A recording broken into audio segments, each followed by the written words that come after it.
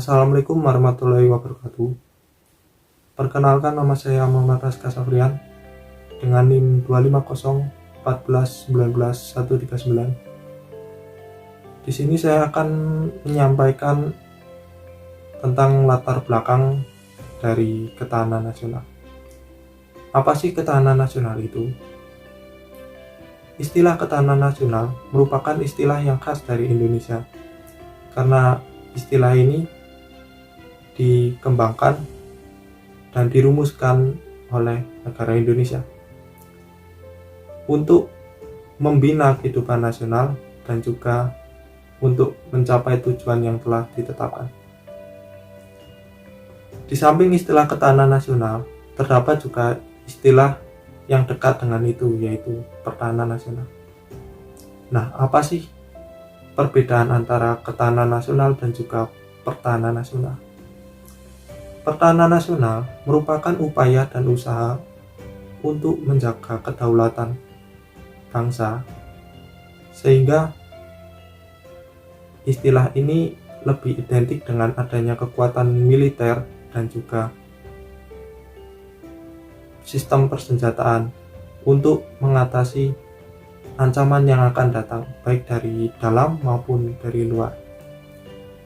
Sedangkan ketahanan nasional mengandung makna yang lebih luas daripada pertahanan nasional, karena tidak hanya mencakup kekuatan militer dan juga sistem persenjataan saja, tetapi juga mencakup kekuatan ideologi, sosial budaya, politik, ekonomi, dan tentu saja pertahanan dan keamanan. Dengan demikian, kekuatan pertahanan hanya merupakan bagian dari ketahanan nasional. Lalu, ketahanan nasional diartikan sebagai kondisi dinamis suatu bangsa berisi keuletan dan ketangguhan yang mengandung kemampuan mengembangkan kekuatan nasional dalam menghadapi dan mengatasi segala tantangan, ancaman, hambatan, dan gangguan, baik yang datang dari luar maupun dalam, yang langsung maupun tidak langsung, yang akan membahayakan integritas, identitas, kelangsungan hidup bangsa dan negara, serta perjuangan mengejar tujuan nasionalnya. Nah, dari penjelasan di atas, nampak bahwa ketahanan nasional berkisar pada masalah pengembangan kehidupan nasional untuk menghadapi berbagai tantangan, sehingga mampu mempertahankan kelangsungan hidup sebagai suatu bangsa.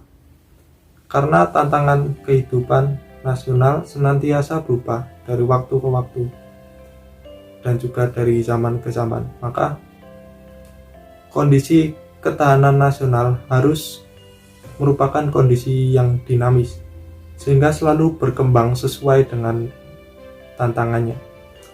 Baik, penjelasan dari saya mengenai latar belakang ketahanan nasional. Terima kasih. Bismillahirrahmanirrahim. Assalamualaikum warahmatullahi wabarakatuh. Salam sejahtera bagi kita semuanya. Om Swastiastu, Namo Tassa, Arahato Bhagavato, Sama Sambuddhassa, Namo Buddhaya. Teman-teman yang berbahagia, perkenalkan, nama saya Agus Basuki. NIM 26014190008, Prodi Pendidikan Bahasa dan Sastra Jawa, Universitas Negeri Semarang. Teman-teman yang berbahagia, pada kesempatan ini saya akan menyampaikan sebuah materi yang berhubungan dengan landasan ketahanan nasional. Teman-teman, perlu kita ketahui bahwa di dalam landasan ketahanan nasional terdapat 3 hal, yakni landasan ide, landasan konstitusional, dan landasan visional. Landasan ide ketahanan nasional adalah Pancasila sebagai dasar filsafat ideologi Negara Kesatuan Republik Indonesia. Dengan landasan tersebut, maka tujuan atau cita-cita tidak akan menyimpang dari cita-cita mewujudkan masyarakat, bangsa, dan negara yang selalu mencerminkan nilai-nilai yang ada di dalam Pancasila itu sendiri. upaya dalam membangun ketahanan nasional, maka sangat diperlukan untuk selalu percaya akan kebenaran yang ada di dalam Pancasila itu sendiri. Dengan hal itu, maka arah tujuan kita tidak akan jauh, tidak akan menyimpang dari nilai-nilai yang terkandung di dalam Pancasila. Teman-teman yang berbahagia, yang kedua adalah landasan konstitusional. Landasan ini adalah Undang-Undang Negara Republik Indonesia tahun 1945. Dengan landasan konstitusional ini berarti kaidah-kaidah dan ketentuan-ketentuan yang menjadi pedoman dalam mengembangkan pemikiran harus didasarkan oleh Undang-Undang 1945. Sebagai landasan konstitusional, maka Undang-Undang Negara Republik Indonesia tahun 1945 menjadi sebuah pedoman, mengatur serta dijabarkan sebagai peraturan perundang-undangan yang berlaku di Negara Kesatuan Republik Indonesia sampai saat ini. Teman-teman yang dikasihi Allah, yang ketiga adalah landasan visional. Landasan visional ketahanan nasional adalah wawasan Nusantara. Sebagai pedoman, wawasan Nusantara memberikan pedoman dan pembinaan ketahanan nasional, khususnya cara pandang yang baik. Wawasan Nusantara memberi arah dalam bangsa Indonesia menyikapi, menyelesaikan masalah dalam kerangka masyarakat Indonesia yang diwarnai oleh keanekaragaman apapun. Keanekaragaman apapun. Ini untuk mewujudkan tetap utuhnya persatuan, kesatuan negara Republik Indonesia. Teman-teman yang berbahagia, teman-teman yang dikasihi Tuhan, saya kira itu yang dapat saya sampaikan pada kesempatan hari ini. Ada kurang lebihnya, mohon maaf. Sekian dari saya. Wassalamualaikum warahmatullahi wabarakatuh. Rahayu, rahayu, rahayu Kang Samyo Pinanggih. Nuwun. Assalamualaikum warahmatullahi wabarakatuh. Perkenalkan, nama saya Dwi Nurvita, NIM 2601419010, Program Studi Pendidikan Bahasa dan Sastra Jawa. Di sini saya akan menjelaskan mengenai ketahanan nasional sebagai suatu kondisi. Ketahanan nasional di samping merupakan gambaran tentang kondisi kehidupan nasional dalam menghadapi berbagai tantangan, juga merupakan konsep pemikiran tentang pengolahan kehidupan nasional secara menyeluruh. Sudut pandang konsepsi ketahanan nasional salah satunya adalah ketahanan nasional sebagai suatu kondisi. Pada hakikatnya, ketahanan nasional merupakan kondisi sekaligus konsepsi pembangunan nasional dalam pencapaian tujuan dan cita-cita bangsa. Sebagai suatu kondisi, ketahanan nasional merupakan kondisi dinamis bangsa yang berisi ketangguhan serta keuletan dan kemampuan bangsa untuk mengembangkan kekuatan nasional dalam menghadapi segala macam bentuk ancaman, tantangan, hambatan, dan gangguan baik yang datang dari dalam maupun luar, yang mengancam dan membahayakan integritas, identitas, serta kelangsungan hidup bangsa dan negara. Sebagai kondisi, ketahanan nasional merupakan kondisi kehidupan nasional yang harus diwujudkan dan dibina secara dini, terus-menerus, terpadu, dan sinergis. Sebagai kondisi, ketahanan nasional memberikan gambaran tentang keadaan yang diperlukan agar kita sebagai suatu bangsa dapat mempertahankan kelangsungan hidup, membangun kejayaan nasional, serta mewujudkan tujuan nasional yang telah ditetapkan. Dari kondisi ketahanan nasional akan diperoleh gambaran tentang bagaimana kehidupan ideologi, politik, ekonomi, sosial budaya, pertahanan atau keamanan yang bisa saling mendukung satu sama lain sehingga mampu mewujudkan kehidupan nasional yang mantap. Terima kasih, sekian dari saya, kurang lebihnya mohon maaf. Wassalamualaikum warahmatullahi wabarakatuh. Assalamualaikum warahmatullahi wabarakatuh. Perkenalkan, nama saya Dinda Fitri Nurul Pramesti, NIM 2601419011 dari Prodi Pendidikan Bahasa dan Sastra Jawa. Di sini saya akan menjelaskan tentang ketahanan nasional sebagai konsepsi. Sebagai konsepsi, ketahanan nasional merupakan suatu sistem pemikiran mengenai pengaturan dan penyelenggaraan kehidupan nasional untuk mempertahankan kelangsungan hidup dan mewujudkan tujuan nasional. Ingat nggak tujuan nasional negara kita itu apa? Yap, yang pertama, melindungi segenap bangsa Indonesia dan seluruh tumpah darah Indonesia. Yang kedua, memajukan kesejahteraan umum. Yang ketiga, mencerdaskan kehidupan bangsa. Dan yang keempat, ikut melaksanakan ketertiban dunia yang berdasarkan kemerdekaan, perdamaian abadi, dan keadilan sosial. Konsepsi ketahanan nasional merupakan hasil pemikiran yang disesuaikan dengan latar belakang kondisi fisik geografis maupun kondisi sosial dan pengalaman sejarah dalam penyelenggaraan kehidupan nasional.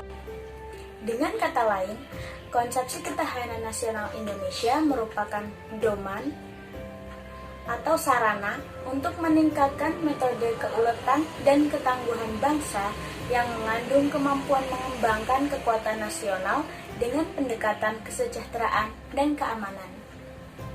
Konsep ketahanan nasional mengarahkan pada upaya untuk mempertahankan kelangsungan hidup bangsa dengan memperhitungkan berbagai aspek kehidupan nasional secara menyeluruh dan terpadu melalui pendekatan holistik serta pemikiran yang bersifat komprehensif integral.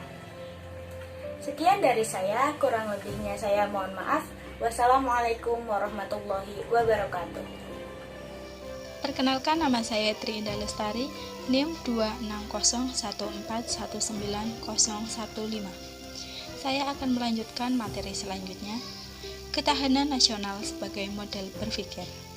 Sebagai model berpikir, ketahanan nasional menampilkan pemikiran yang khas berkenaan dengan menyelenggarakan kehidupan nasional untuk mempertahankan kelangsungan hidup bangsa serta mewujudkan tujuan nasional yang ingin dicapai. Apa itu pemikiran ketahanan nasional? Pemikiran ketahanan nasional merupakan pemikiran yang memandang kehidupan nasional sebagai suatu kesatuan aspek alamiah yang meliputi geografis, kekayaan alam, dan keadaan penduduk, dan aspek sosial yang meliputi ideologi, politik, ekonomi, sosial budaya, dan hankam. Kedua aspek itu saling berinteraksi satu sama lain dalam mewujudkan tujuan nasional. Atas dasar itu, model berpikir ketahanan nasional berintikan pemikiran komprehensif integral, yakni pemikiran yang mengandung, menyikapi, serta menyelesaikan berbagai persoalan dalam kehidupan nasional dan memperhatikan keterkaitan berbagai aspek secara menyeluruh dan menyatu. Terima kasih. Perkenalkan, saya Silva Anjarsari, biasa dipanggil Silva, NIM 26014190016. Di sini saya ingin menjelaskan mengenai pendekatan Astagatra. Oke, untuk menyingkat waktu, kita langsung saja ke materinya. Pendekatan Astagatra. Pokok-pokok pikiran tentang ketahanan nasional memiliki beberapa pendekatan. Salah satunya adalah pendekatan Astagatra. Apa sih pendekatan Astagatra itu? Pendekatan Astagatra adalah sebuah pendekatan yang melihat kehidupan nasional sebagai suatu sistem yang terdiri dari 8 gatra yang antara satu sama lain saling mempengaruhi. Dari 8 gatra tersebut terbagi menjadi 2 aspek. Yang pertama ada aspek alamiah, yang kedua ada aspek sosial.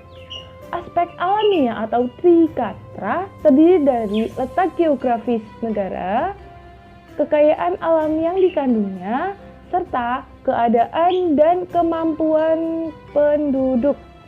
Sedangkan dari aspek sosial atau Pancakatra terdiri dari ideologi, politik, ekonomi, sosial budaya, serta pertahanan dan keamanan.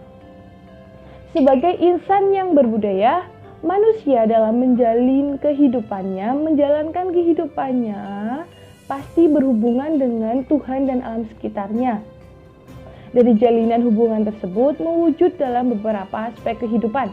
Yang pertama ada hubungan manusia dengan Tuhan yang mewujud dalam kehidupan agama dan kepercayaan. Yang kedua ada hubungan manusia dengan cita-cita bersama, itu mewujud dalam kehidupan ideologi. Yang ketiga ada hubungan manusia dan kekuasaan, mewujud dalam kehidupan politik. Yang keempat ada hubungan manusia dengan pemenuhan kebutuhan hidupnya, mewujud dalam kehidupan ekonomi. Yang kelima ada hubungan manusia dengan masyarakat, ini mewujud dalam kehidupan sosial. Serta yang terakhir, yang keenam, hubungan manusia dengan kebutuhan rasa aman, mewujud dalam kehidupan pertahanan dan keamanan. Bismillahirrahmanirrahim. Assalamualaikum warahmatullahi wabarakatuh. Perkenalkan, nama saya Rizky Ayulandari, NIM 3101420081, Prodi Pendidikan Sejarah Ramlvi. Di sini saya akan memaparkan dan juga menjelaskan unsur-unsur ketahanan nasional menurut para ahli. Yuk kita simak bagaimana sih unsur-unsur ketahanan itu menurut para ahli. Pertama yaitu unsur-unsur ketahanan nasional menurut Hans J. Morgenthau terdiri dari 1. Geografis, 2. Sumber alam, 3. Kapasitas industri, 4. Kesigapan militer, 5. Penduduk, 6. Karakter nasional, 7. Semangat nasional, dan ke-8 adalah sifat pemerintah. Yang kedua adalah unsur-unsur ketahanan nasional menurut James Lirai, yaitu ada dua faktor, yaitu faktor intangible factor dan juga tangible factor. Tangible factor meliputi penduduk, kemampuan industri, dan juga militer. Dan intangible factor meliputi karakter nasional, moral nasional, dan kualitas kepemimpinan. Yang ketiga yaitu unsur-unsur ketahanan nasional menurut Palmer dan Perkins. Unsur-unsur ketahanan nasional terdiri dari tanah, sumber daya, penduduk, ideologi, teknologi, moral, dan juga kepemimpinan. 4. Merupakan unsur-unsur kekuatan nasional menurut Alfred T. Mahan. Unsur-unsur kekuatan nasional terdiri dari 1. Letak geografis, 2. Wujud bumi, 3. Luas wilayah, 4. Jumlah penduduk, dan yang kelima adalah sifat pemerintah. Assalamualaikum warahmatullahi wabarakatuh. Perkenalkan, nama saya Salsabila Maria Ulfa, NIM 340142002, Prodi Pendidikan Sosiologi dan Antropologi. Di sini saya akan menjelaskan tentang pendekatan kesejahteraan dan keamanan. Apabila kita berpikir dan mengidentifikasi apa yang diharapkan oleh manusia dalam kehidupannya, niscaya akan sampai pada pemahaman bahwa apa yang menjadi harapan manusia itu sangat beragam, dan sedemikian beragamnya sehingga tak terhitung seberapa banyak macamnya. Negara melalui pemerintah harus hadir di tengah-tengah persoalan yang dialami oleh masyarakat, harus mengupayakan pemenuhan apa yang menjadi kebutuhan atau harapan masyarakat. Dalam rangka itu, maka harapan masyarakat yang beraneka ragam itu harus disederhanakan menjadi harapan pokok yang kemudian diupayakan pemenuhannya melalui kebijakan pemerintah. Dalam konteks pemikiran ketahanan nasional, beraneka ragam harapan itu disederhanakan menjadi dua hal saja, yaitu bahwa orang berharap untuk dapat hidup sejahtera dan pada saat yang sama ingin menikmati rasa aman. Kehidupan yang sejahtera dapat dimaknai sebagai kehidupan di mana kebutuhan terpenuhi secara wajar, baik secara lahiriah maupun batiniah. Sedangkan kehidupan yang aman dimaknai sebagai suasana kehidupan di mana tidak ada sesuatu yang dianggap sebagai ancaman sehingga menimbulkan rasa takut atau khawatir. Oleh karena itu, ketahanan nasional dapat dikatakan sebagai konsepsi pengaturan dan penyelenggaraan kesejahteraan serta keamanan dalam ketahanan nasional. Kesejahteraan dan keamanan merupakan dua hal yang sulit dipisahkan. Terpenuhinya kebutuhan hidup sehari-hari tidak menjadikan seseorang merasa bahagia apabila keamanannya tidak terjamin. Sebaliknya, seseorang tidak cukup hanya dijamin keamanannya tanpa disertai pemenuhan kebutuhan hidup sehari-hari secara baik. Atas dasar itu, maka upaya mewujudkan ketahanan nasional dilakukan dengan menyerasikan pendekatan kesejahteraan dan keamanan. Kegiatan pembangunan sebagai upaya penciptaan kesejahteraan rakyat memerlukan suasana yang aman dan tertib. Untuk itulah pendekatan keamanan diperlukan. Namun, pendekatan keamanan yang berlebihan akan menciptakan suasana kehidupan yang mencekam, yang menghambat tumbuhnya kritik, saran, inisiatif, dan kreativitas masyarakat. Meskipun keamanan sangat diperlukan dalam pembangunan sebagai upaya mensejahterakan rakyat. Karena itulah, dalam pelaksanaannya diperlukan keserasian dan keseimbangan antara pendekatan kesejahteraan dan pendekatan keamanan. Sekian dari saya, mohon maaf apabila ada salah tutur kata. Wassalamualaikum warahmatullahi wabarakatuh. Perkenalkan, nama saya Prima Audria Arta, NIM 34014200008, Prodi Pendidikan Sosiologi dan Antropologi. Di sini saya akan menjelaskan tentang model berpikir komprehensif integral. Nah, apa sih arti komprehensif itu? Komprehensif itu artinya menyeluruh. Nah, kalau integral artinya menyatu. Kalau digabungin berarti model berpikir komprehensif integral itu merupakan model berpikir yang memandang, menyikapi, dan juga berusaha menyelesaikan setiap masalah yang ada dengan memperhatikan keterkaitan berbagai aspek secara menyeluruh dan juga menyatu. Pemikiran yang mendasari hal itu adalah bahwa kehidupan masyarakat atau kehidupan negara merupakan suatu sistem. Nah, apa itu sistem? Sistem itu suatu kesatuan yang di dalamnya terdiri dari unsur-unsur yang saling berkaitan satu sama lain dalam rangka mencapai tujuan. Nah, terus disadari juga nih kalau dalam kehidupan itu tidak ada masalah yang tunggal. Bahkan tidak ada penyebab masalah yang tunggal. Setiap masalah itu timbul pasti berkaitan dengan berbagai penyebab yang saling berkaitan satu sama lain. Nah, dengan pemikiran komprehensif integral ini diharapkan dicapai penyelesaian masalah secara menyeluruh dan juga menyatu dengan menjangkau berbagai aspek yang terkait. Bukan penyelesaian yang parsial atau sepotong-potong. Nah, terus kenapa sih model berpikir komprehensif integral ini penting? Karena semakin dirasakan pada era yang semakin maju dan modern ini, persoalan kehidupan masyarakat itu semakin kompleks. Misalnya meningkatnya kejahatan. Kejahatan itu gak cuma konvensional sekarang ya, tapi juga ada kejahatan di dunia maya. Terus juga peredaran narkoba, terus kerusakan lingkungan, terus konflik sosial, dan masih banyak lagi. Nah, jadi dibutuhkan pemikiran yang menyeluruh dan juga terpadu untuk menyelesaikannya. Dan bukan penyelesaian yang hanya setengah-setengah. Nah, berbagai dimensi itu perlu dilihat dan diperhitungkan untuk dapat menyelesaikan masalah-masalah tersebut dengan baik. Sekian penjelasan dari saya. Apabila ada kesalahan dalam tutur kata, saya mohon maaf. Assalamualaikum warahmatullahi wabarakatuh. Perkenalkan, nama saya Dede Faroka Padilia, NIM 34014242020 dari Prodi Pendidikan Sosiologi dan Antropologi. Di sini saya akan menjelaskan tentang sifat ketahanan nasional Indonesia. Ketahanan nasional memiliki sifat yang terbentuk dari nilai-nilai yang terkandung dalam landasan dan asas-asasnya. Sifat ketahanan nasional Indonesia itu terdiri dari 4. Yang pertama itu mandiri, yang kedua itu dinamis, yang ketiga itu wibawa, dan yang keempat itu konsultasi dan kerjasama. Yang pertama, sifat mandiri. Maksudnya, negara yang kokoh itu negara yang bisa mandiri.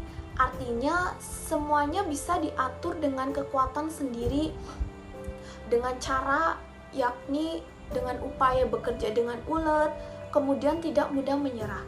Sifat yang kedua yaitu dinamis. Ketahanan nasional tidak dapat stabil.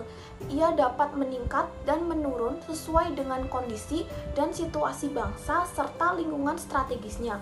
Maksudnya, dunia, bangsa, dan negara itu kondisinya tidak stabil dan selalu berubah-ubah.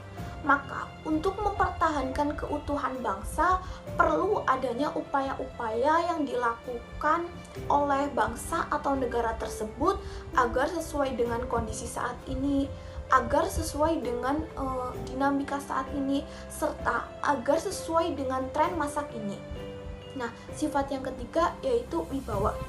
Keberhasilan pembinaan ketahanan nasional Indonesia secara berlanjut dan berkesinambungan akan meningkatkan kemampuan dan kekuatan bangsa yang menjadi faktor yang diperhitungkan pihak lain. Artinya, bangsa yang gagah, bangsa yang kuat adalah bangsa yang berwibawa. Berwibawa itu identik dengan pendewasaan, kematangan, kebijaksanaan, dan profesionalisme. Sifat yang terakhir atau yang keempat itu konsultasi dan kerjasama. Kenapa sih konsultasi dan kerjasama menjadi bagian dari ketahanan nasional? Karena konsepsi ketahanan nasional Indonesia tidak mengutamakan pada sikap konfrontasi dan antagonistis, tidak mengandalkan kekuasaan dan kekuatan fisik semata, tetapi lebih pada sikap konsultasi dan kerjasama. Nah, konsultasi dan kerjasama adalah sebagai upaya untuk menumbuhkan persatuan dan kesatuan, karena sejatinya Indonesia itu tidak atau bukan negara konfrontasi dan bukan negara antagonistis.